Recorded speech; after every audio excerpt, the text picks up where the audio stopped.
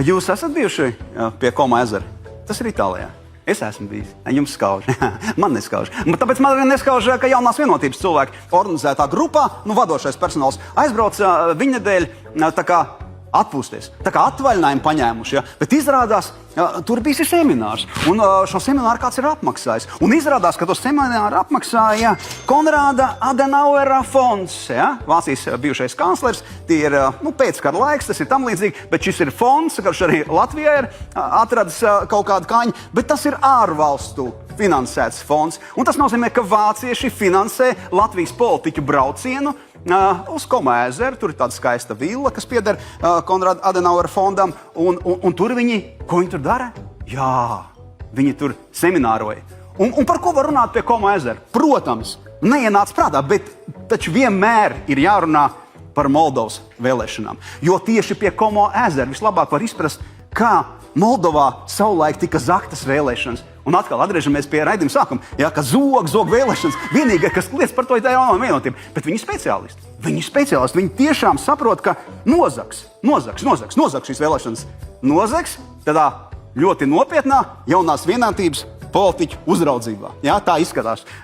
Jautājums, kur tad mūs tie sargsuņi, kur tad dēlns, providis, vispārējais, kur tad ir etika, kur tad ir kodeksi šajā gadījumā? Fui, neizskatās smuki, pilnīgi neizskatās smuki, jo ceļojumu apmaksā ārvalstu fonds, Latvijas politiķi. Un tur nebrauc raibie, tikai viena partija. Un tā partija, kas savukārt ir saistīta Vācijā ar Adenauer fondu, tā ir Merkels partija. Kas mums ir Angela Merkel? Jā, viena no Putina draudzenītēm.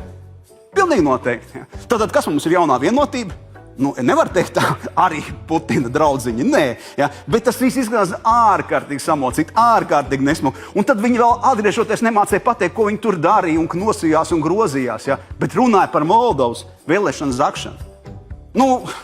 Jā, te viens gadījums no jaunās vienotības un viena cita politiķa, savulaik Rīgas domē strādāja Vadims Baraņiks, tā kā sarakstās viņi. Ja? Un, protams, Baraņiks tur uzbrauc augumā, ko jūs tur darījāt pie tā Koma ezera? Varējāt jau braukt uz Kišiņevu, ko Kišiņevu, uz tā paša burta jau ir, bet tā ir tikai Kišiņeva, tā ir Moldovas galvaspilsēta, bet savukārt Edmunds Malacis, jā, viņš saka, es biju tur, jā, Moldovas cilvēki stāstīja un brīdināja, ka Kremlis un arī vietējās Kremļa dzeguzes, kā jūs ejās, jā.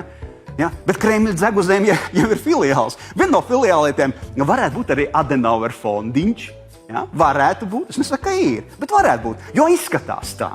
Ļoti dīvaini izskatās. Bet Edmunds Malacis noturēja kantu, starp citu vienīgais no visiem. Vispārie bija, kā saka latvieši, es negribu to vārdu lietot. Ja? Bet tad, kad jūs urinējat, tad jūs saprotat, ja? Un tie reāli bija pārbijušies pārējie.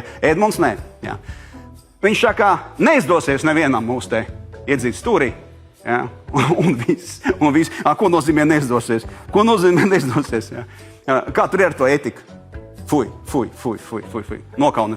Nokaunāties, jo tas neiedarās tajā ētikas kodeksā, kur jūs paši gribat apstiprināt, ja vēl jau tas nav noticis.